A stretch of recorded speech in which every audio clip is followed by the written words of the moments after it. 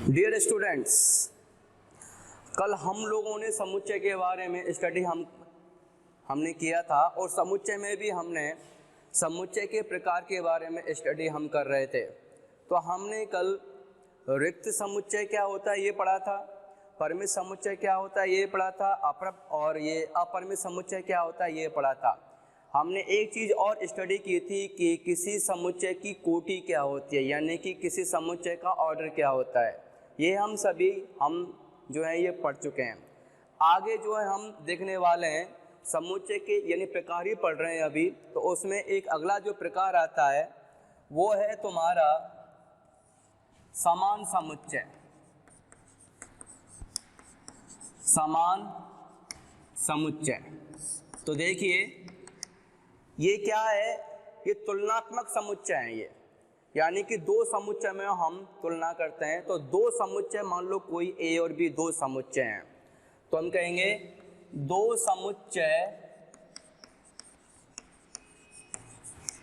ए और बी समान समुच्चय कहलाते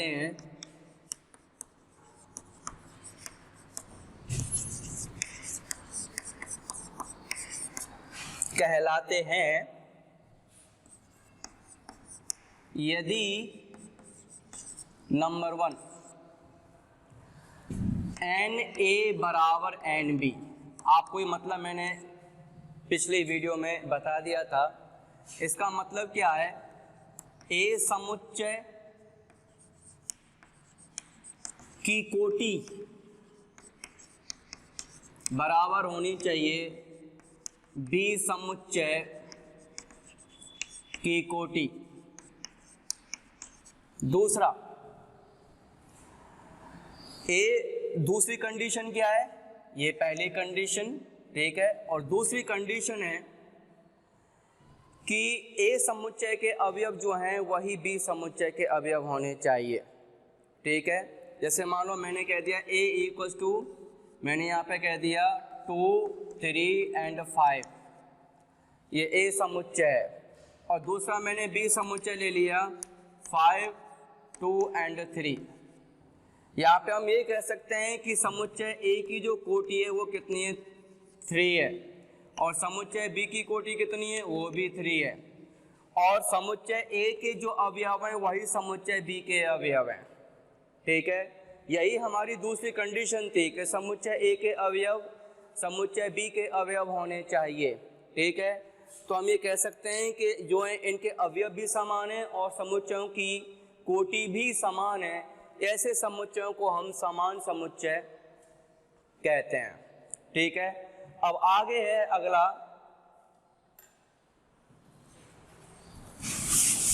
है असंयुक्त समुच्चय। देखिए असंयुक्त समुच्चय क्या होता है।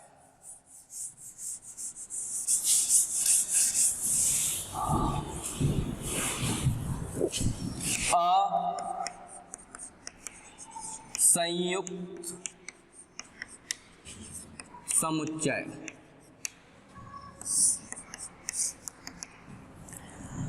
असंयुक्त समुच्चय का मतलब ऐसे दो समुच्चय ए और बी से है जिनमें ए और बी के अवयवों में कोई तुलना नहीं हो सकती, ठीक है। तो तुलना का मतलब यह है कि यदि ए समुच्चय के अवयव और बी समुच्चय के अवयव दोनों अलग अलग हैं।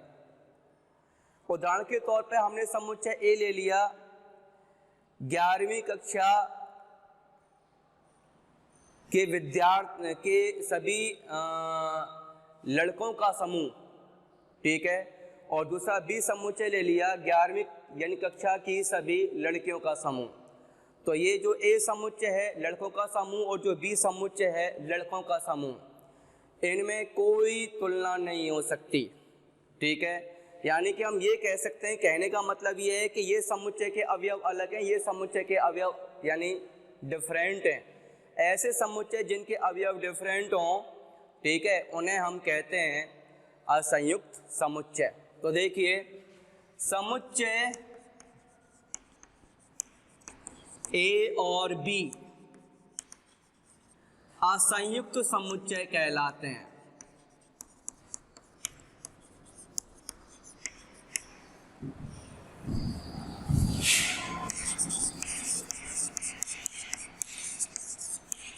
यदि नंबर 1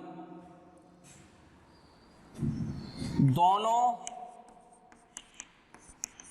समुच्चयों के अवयव असमान है। ठीक है, जैसे हमने कह दिया ए समुच्चय ले लिया, यहाँ पे हम कह रहे हैं ए बी सी, और एक हमने बी समुच्चय ले लिया, यहाँ पे हम कह रहे हैं ये 1 2 3 और ये 4, या फिर भले 3 भी ले लो, कोई फर्क नहीं पड़ता। यहाँ पे हम ये कह सकते हैं ए समुच्चय के जो अवयव हैं और बी समुच्चय के अवयव हैं वो दोनों अलग अलग है, भले इनकी कोटि समान है, कोई फर्क नहीं पड़ता, इसके बावजूद भी दोनों ये असमान समुच्चय हैं, या फिर यूँ कहें असंयुक्त तो आपके समुच्चय ये। ठीक है, या फिर यूँ कह सकते हैं अगर मान लो जाए भले N A equal to N B हो, ठीक है, या फिर N A equal to not equal to N B हो, ठीक है, भले दोनों कंडीशन में, लेकिन अगर ए समुच्चय और बी समुच्चय के अवयव समान नहीं है तो उन्हें हम असमान या फिर असंयुक्त मतलब हम समुच्चय हम कहते हैं। ठीक है, तो इसका एक एग्जांपल हम ये भी ले सकते हैं, ए इक्वल टू मान लो 1 2 3 और ये 4 ले लिया। ठीक है, और बी हमने ले लिया, यहाँ पे हम कह रहे हैं कि 5 6 7 8 9 10, दोनों ये असंयुक्त समुच्चय है। ठीक है, अब आगे जो आ जाता है वो है तुम्हारा उप समुच्चय।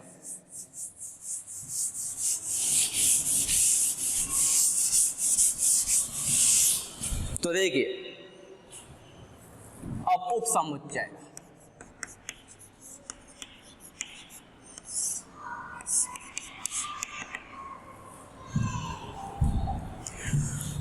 इसका मतलब क्या है? इसका मतलब ये है कि देखिए सपोज करो हमने ए सेट ले लिया, ए सेट में हमने अवयव ले लिए 1 2 और ये 3, और एक हमने बी सेट ले लिया, बी सेट में हमने अवयव ले लिए मान लीजिए 1 2 3 और ये 4 एंड 5, ये ए समुच्चय और ये बी समुच्चय।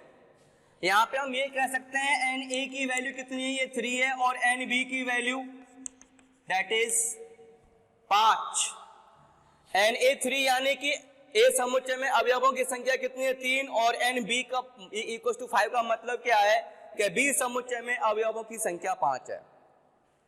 तो देखिए यदि ए समुच्चय का प्रत्येक अवयव यदि बी समुच्चय का अवयव है, यदि ए समुच्चय का प्रत्येक अवयव यानी कि ए समुच्चय में 3 अवयव है, यदि ए समुच्चय का प्रत्येक अवयव बी समुच्चय का अवयव है, यानी क्या ए समुच्चय में पहला अवयव क्या है 1, क्या वो बी समुच्चय में है? तो है। दूसरा अवयव 1 यानी समुच्चय का है 2, तो क्या वो बी समुच्चय में है। तीसरा जो अवयव है वो समुच्चय ए का वो क्या है 3, क्या 3 बी का भी अवयव है। यानी कि एक ए का भी अवयव है और एक बी का भी अवयव है, 2 ए का भी अवयव है और 2 बी का भी अवयव है, 3 ए का भी अवयव है और 3 बी का भी अवयव है। तो यहाँ पे हम ये कह सकते हैं ए समुच्चय के सारे अवयव बी समुच्चय में हैं, तब हम कहेंगे ए समुच्चय बी समुच्चय का उप समुच्चय है। ठीक है, यदि ए समुच्चय का प्रत्येक अवयव बी समुच्चय का अवयव है, तब ए समुच्चय को बी समुच्चय का उप समुच्चय कहते हैं।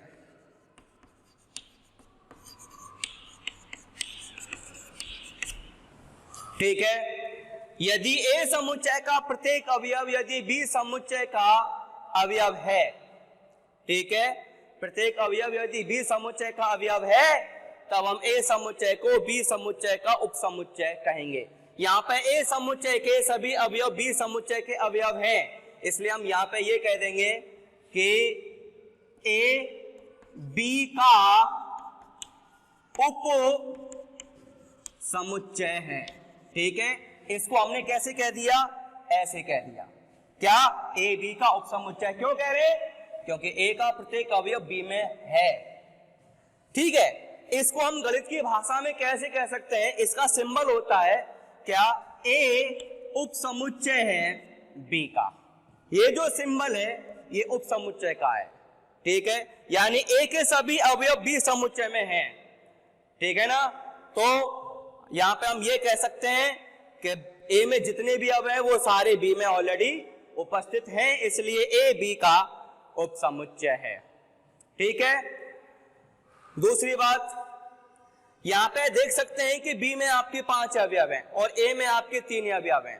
ए के सभी अवयव तो बी में हैं, लेकिन बी के सभी अवयव समुच्चय ए में उपस्थित नहीं है। समुच्चय बी के सारे अवयव समुच्चय ए में नहीं है, इसलिए हम ये कह देंगे कि बी समुच्चय ए समुच्चय का उपसमुच्चय नहीं है, इसलिए हम इसको हम काट देंगे।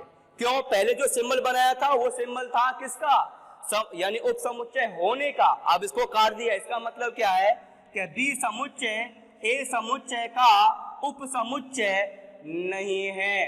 क्यों नहीं है, क्योंकि बी समुच्चय के सभी अवयव ए समुच्चय में नहीं है।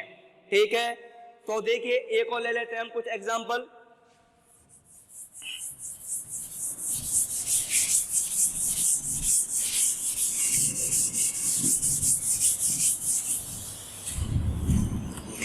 मैंने एक ए सेट ले लिया, यहाँ पे हम कह रहे हैं 1 2 3 और ये 4।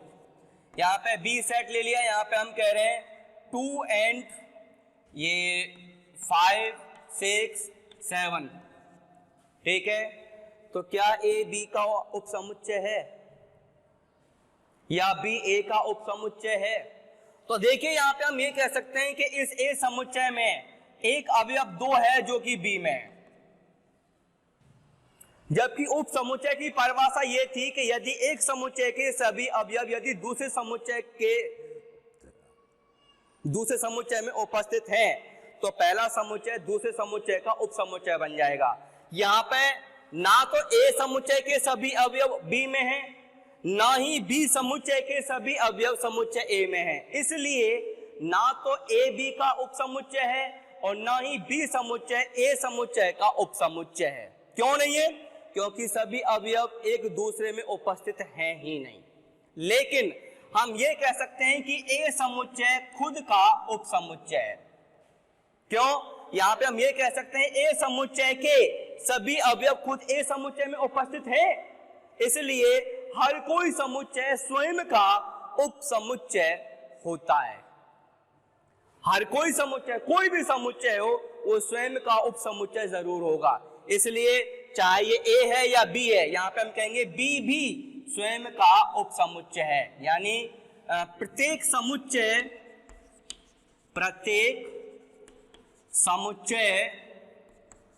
स्वयं का उपसमुच्चय होता है। ठीक है, ठीक है ना। इसी तरह से नंबर 1 दूसरी कंडीशन क्या है, आपको मैंने फाई बताया था। फाई का मतलब क्या होता है, रिक्त समुच्चय, यानी कि फाई का मतलब रिक्त समुच्चय। ठीक है, प्रत्येक समुच्चय का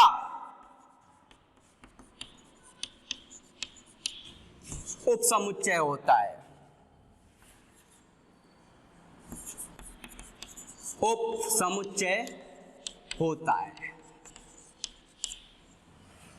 ठीक है, ये 2 नियम है। क्या, प्रत्येक समुच्चय स्वयं का उपसमुच्चय होता है। दूसरा फाई, जिसको हम रिक्त समुच्चय भी कहते हैं, रिक्त समुच्चय प्रत्येक का उपसमुच्चय है। ठीक है, तो आगे चीज जो मुझे बताने वाली है वो ये है कि मान लो कोई भी एक समुच्चय आपको दे दिया ठीक है, और हमें ये पता करना है कि उसके कितने उपसमुच्चय बनाए जा सकते हैं या फिर कितने उपसमुच्चय होंगे, या उन सभी उपसमुच्चयों को बनाओ। तो वो हम कैसे करेंगे? उदाहरण के तौर पे सपोज करो एक समुच्चय हमने ए ले लिया, यहाँ पे 1, 2 और 3 एक समुच्चय, तो वो सभी समुच्चयों को ज्ञात करो जो इस समुच्चय के उपसमुच्चय हैं। ऐसे कितने समुच्चय होंगे जो इसके उपसमुच्चय हैं, और उन सब को बनाओ। ठीक है, क्वेश्चन लिख देते हैं। समुच्चय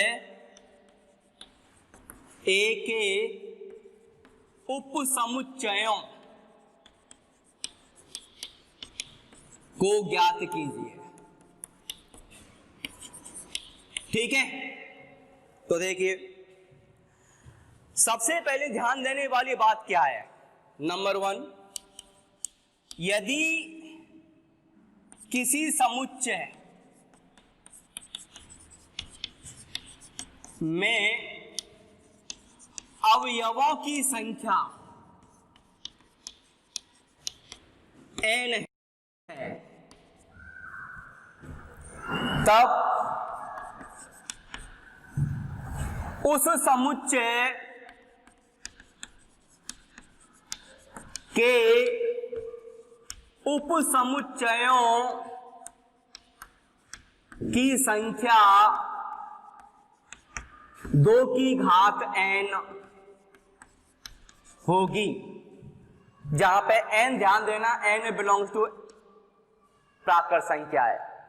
यानी कोई भी समुच्चय जिसके हमें उपसमुच्चय निकालने हैं, यदि जिस समुच्चय के हमें उपसमुच्चय निकालने हैं, जैसे यहाँ पे ए समुच्चय, इसके हमें उपसमुच्चय बनाने हैं, तो ए समुच्चय में यदि अवयवों की संख्या n है, तो ए समुच्चय के उपसमुच्चयों की संख्या 2 की घात n होगी। यहाँ पे अगर हम इस नियम को इसमें लगाएं तो हम कह देंगे एन ए बराबर कितनी है? यहाँ पे 3 है। ठीक है, तो हम कह देंगे अब ए समुच्चय के उपसमुच्चयों की संख्या क्या बनेगी? तो हम कहेंगे समुच्चय ए के उपसमुच्चयों की संख्या, क्या नियम बताया था? 2 की घात n। जहां पे n क्या है? ये है अवयवों की संख्या, अवयवों की संख्या, और समुच्चय ए में अवयवों की संख्या कितनी है? 3। तो यहां पे हम कह देंगे n बराबर कितना आ गया? 3। यहां पे लगाएं 2 की घात 3 बराबर ये 8 आ जाता है। यानी कि समुच्चय ए के उपसमुच्चयों की संख्या 2 की घात 3 बराबर 8 हो गई।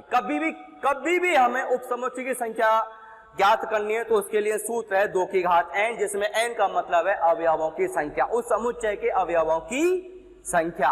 इसमें n का मान 3 है क्योंकि इसमें अवयवों की संख्या 3 है।